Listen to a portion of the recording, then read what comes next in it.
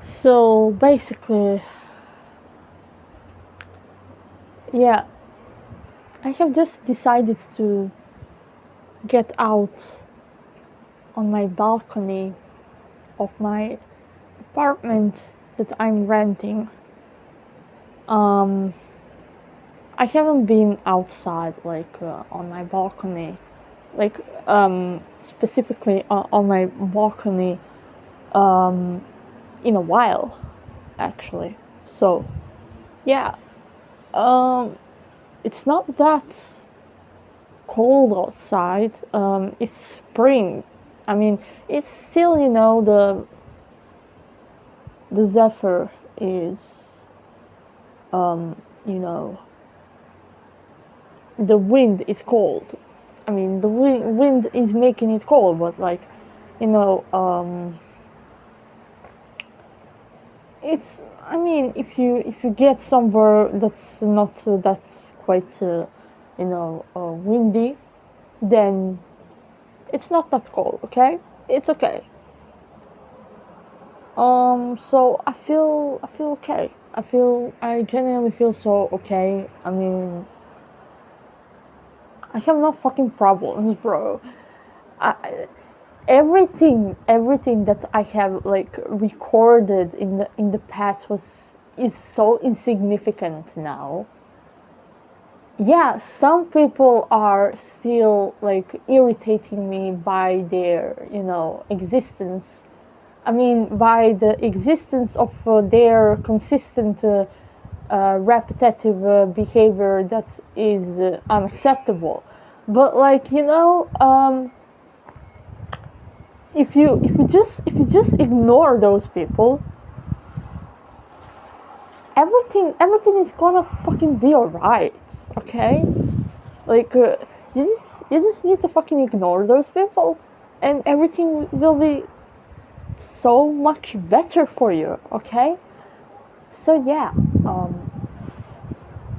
I just literally I had some problems with my classmates, but like right now, I don't give a shit, okay? I genuinely don't give a shit. Yeah, it may be boring, okay? It may be boring, but boring is better than whatever the fuck was bothering me, um, relating to those classmates, okay? So, yeah, I don't communicate with them that much, so only when it comes to, work, the university work, but like, I can avoid that as well, because you have to realize that once you start your uni period, it's you and yourself, and you have to start to manage, and you have to start to manage on your own, okay? And this first semester, I was quite lost, and because of that lesson that I had to learn.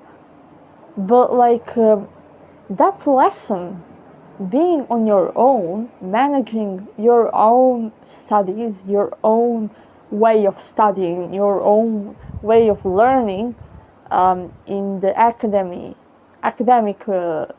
space, uh, also means to protect your own space.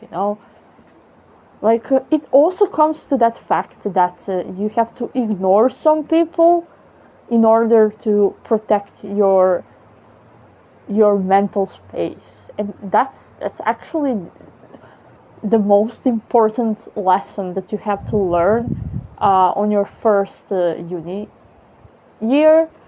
And I genuinely, it's genuinely so good. I mean, I feel so good by this, like by acknowledging this realization that I had just now.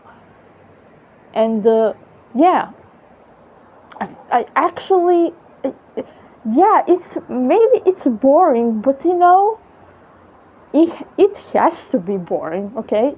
You have to go through that boredom in order to, find something for yourself, and that's completely okay. That's the boredom. It's completely okay.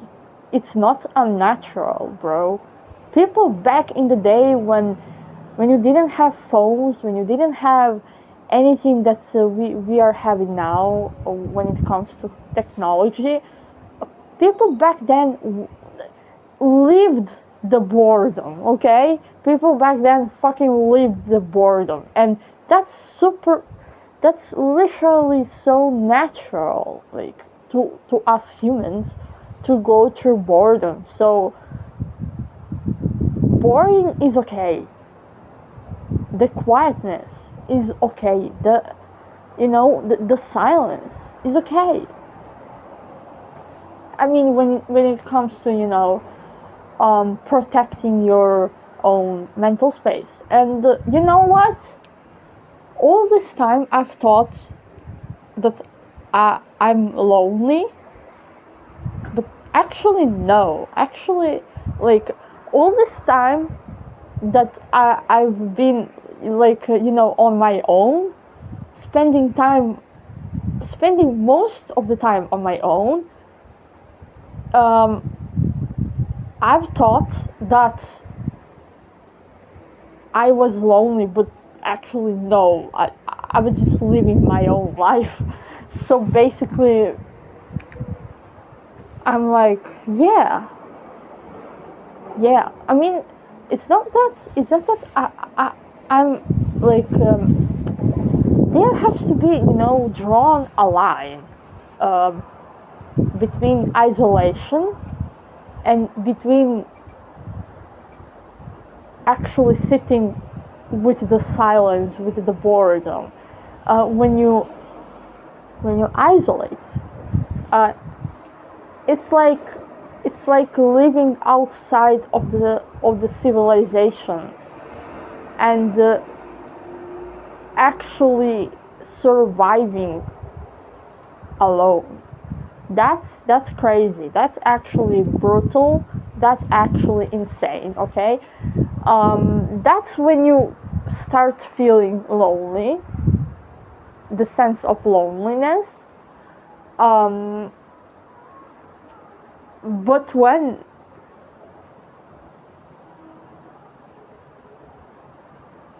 okay, someone is playing some fucking music and I'm getting fucking distracted. Okay, but the other part where you sit with the silence, your own silence, is when you have to learn to be comfortable with yourself before you get comfortable with any other person. And that's actually like that's actually healthy, because boredom is actually a natural thing that we go through every day. And I'm not talking about the boredom. I'm not talking about the boredom that eats you alive, like the boredom where you have no ideas what to actually do, the boredom where you actually cannot do anything, you're tired, you are literally so burnt out. No, that's actually you being killed inside, okay? That's not a boredom, that's a literal, I don't know, limbo. Yeah, limbo. Some fucking circle in hell. But when it comes to boredom, what I think when I say boredom, when I say that boredom is natural to us, it's the relationship with yourself. Okay? It's the relationship with yourself.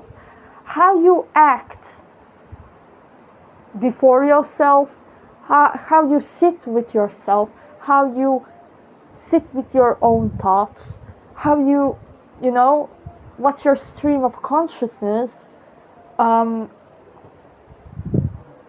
you know, like how you actually treat yourself. Are you over critical or over, I don't know, over narcissistic? You know, how you actually treat yourself.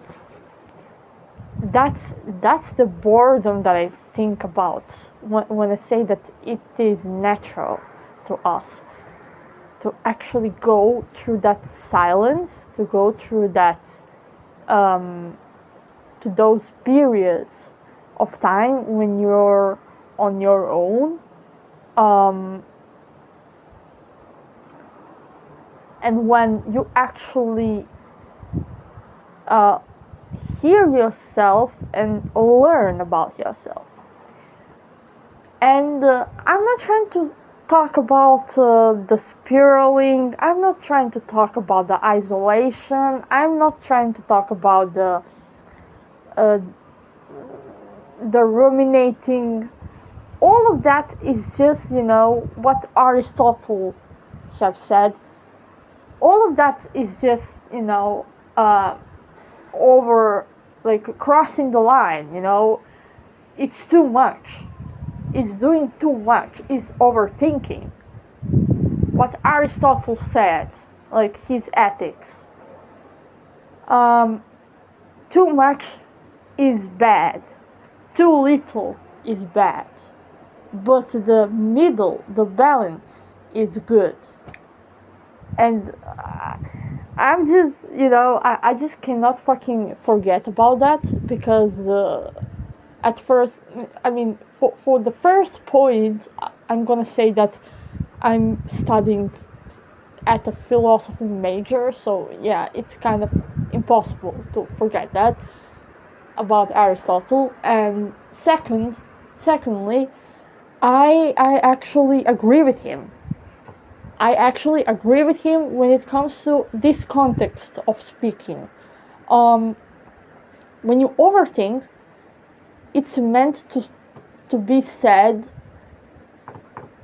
Overthinking is actually when you start ruminating, when you start spiraling, when you start being too harsh on yourself, when you start literally insulting yourself to death, blaming yourself for everything, saying that you're incapable for everything, saying that you're unworthy,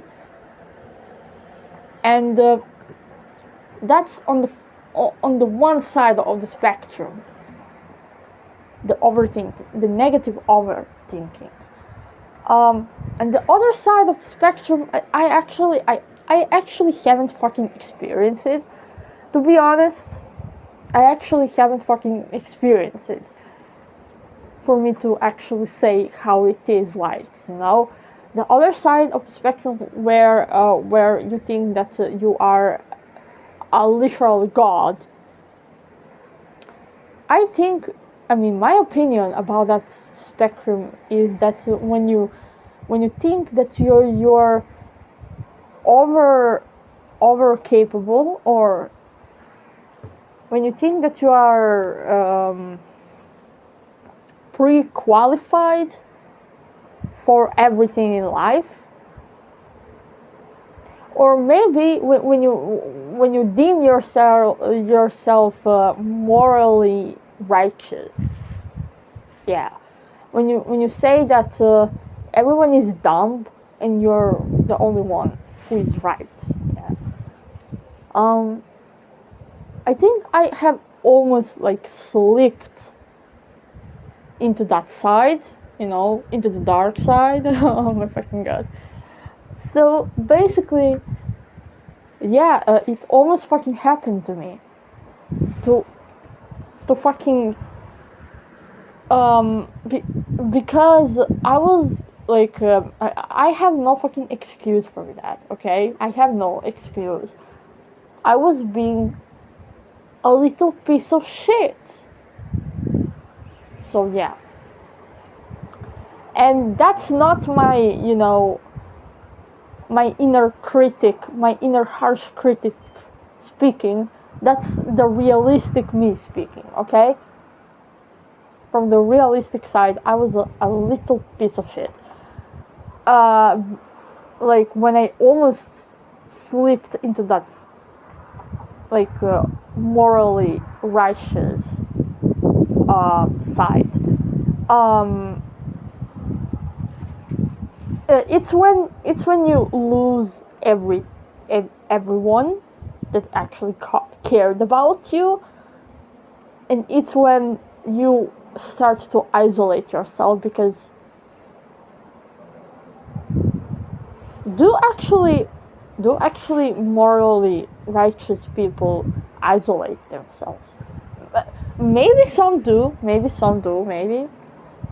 they are like gatekeepers, like for themselves. They're like, oh my god, I cannot hang out with you guys. You guys fucking believe into um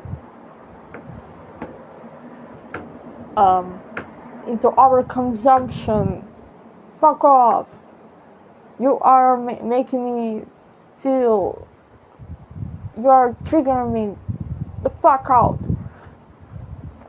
And I'm literally still fucking learning how to balance between those fucking sides, uh, uh, between the harsh critic and between the morally righteous. I'm actually learning how to do that shit, and I'm actually going back to the Socrates, um, because he said that we should first admit that we don't know anything, like that we don't know everything, before trying to know anything. We should say for ourselves that we know that we don't know. So that's what I'm thinking as well. Like, I'm agreeing with Socrates when it comes to that. We need to actually step into.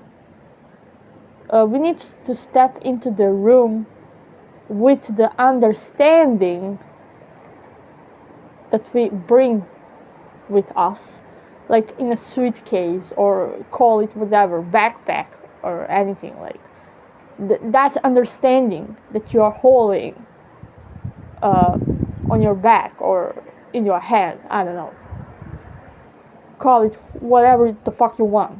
But if you want to know the room, you need to bring the understanding with you, and you need to bring the deconstruction with you. The deconstruction is not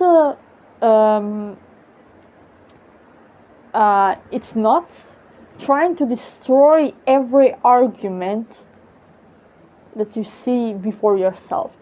It's not being a skeptic. It's not having a skeptical statement to everything that you know. It's actually the deconstruction. How Socrates best practiced it is actually trying to understand by asking the questions.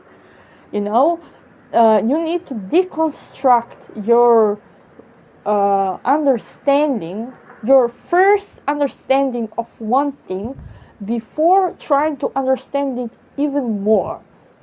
So let me give you an example. So when you have like an overall understanding of a romantic love, you know, how you should treat your own partner, how you should live with them, how you should, speak with them, etc., etc. Uh, it has many layers, okay? And I'm gonna explain to you why. Because the first layer is your own first idea about the romantic relationship. It's that that first stereotype that you believe in as a kid. For example, when I was a kid, I believe that being in a relationship means kissing, and being in a romantic relationship means kissing, hugging, holding hands, and just hanging out.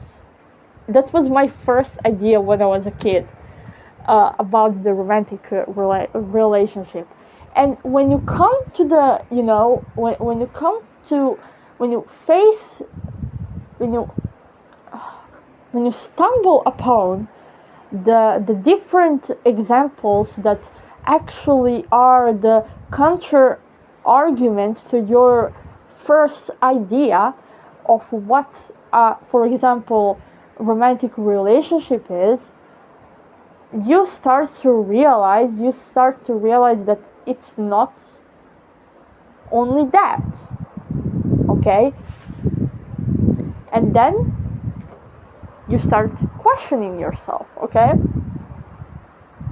You start questioning yourself. When I was a kid, I have had an example of my parents, my own parents, them being in a romantic relationship, okay? So I thought, yeah, marriage is when you have kids, when you care for them, when when you care for your partner as well, when you kiss your partner, etc., etc. That was my idea of a marriage when I was a kid. And then when I saw my mother actually yelling at my father, and when I saw her packing her stuff up, when I saw my father actually throwing stuff at her, that was the first counter argument to my idea of the marriage. And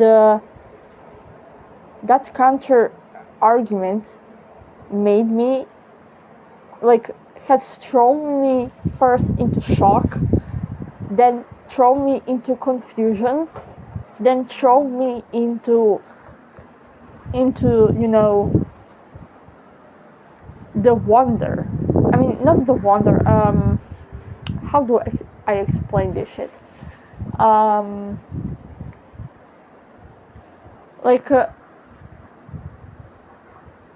Into the, when you are like, why is this happening? Why did that happen?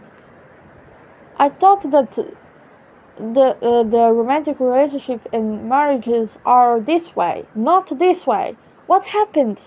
What is happening? That state of mind, okay? That's, I mean, not of mind. That state of feelings. And when you are in that state is like, a deck for diving deep, like for jumping into the pool and then learning how to swim. Okay, what the hell did I just say? Okay, no. I need to fucking explain. So, learning how to swim after being thrown off the deck or off the cliff.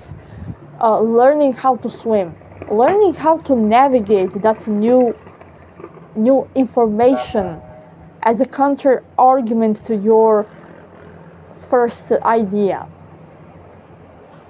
So basically, learning how to swim is actually learning how to navigate yourself, how to manage yourself, and how to be on your own while you manage, and while you learn to manage, and while you learn to actually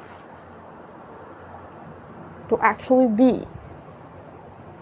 So yeah, this is actually very interesting. I'm basically like yapping about philosophy. Okay, I'm sorry.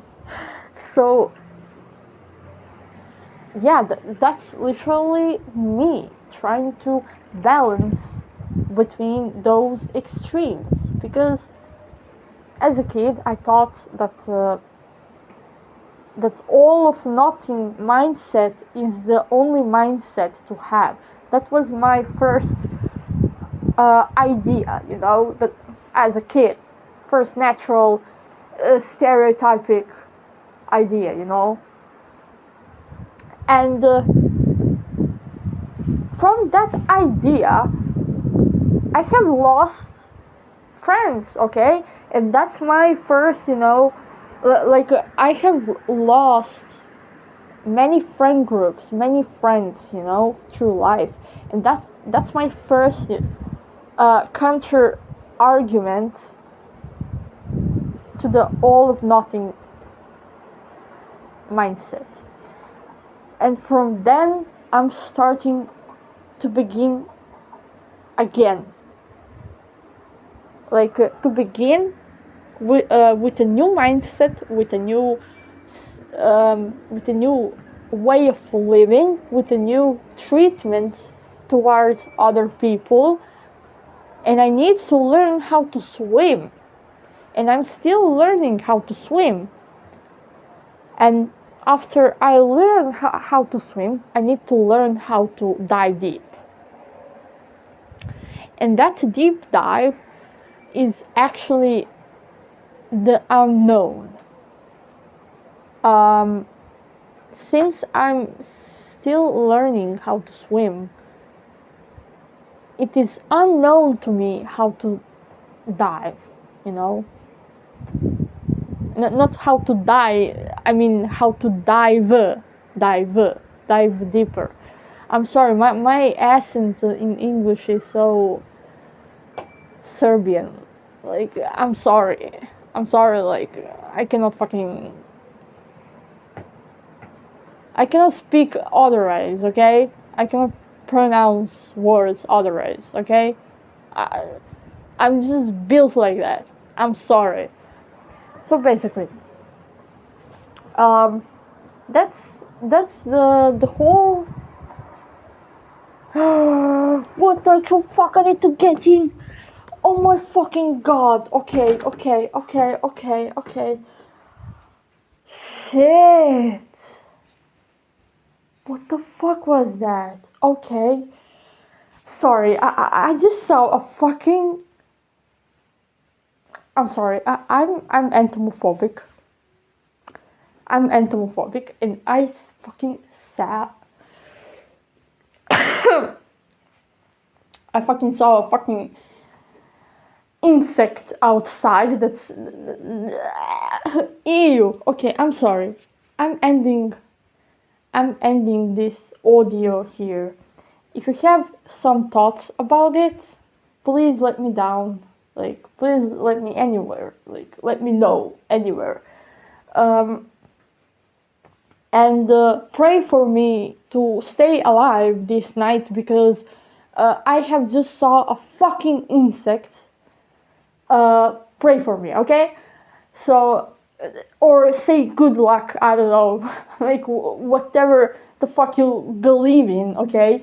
So, let me know about your comments on this topic, whatever the fuck I was yapping about anyways. And Wish me good luck. Wish me good luck because I think I will fucking die right now. Bye.